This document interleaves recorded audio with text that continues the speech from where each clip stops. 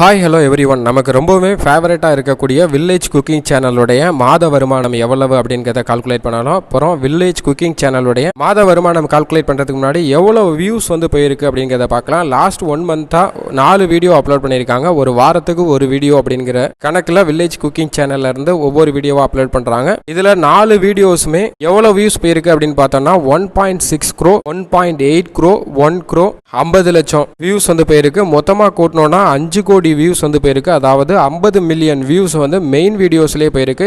இந்த 50 million views last 1 month upload பண்ணிருக்க வீடியோஸ்ல வந்திருக்கு. இதுல நம்ம பெய்ட் ப்ரொமோஷன், மெம்பர்ஷிப் இந்த மாதிரி எந்த கால்குலேஷனையும் நம்ம எடுத்துக்கல.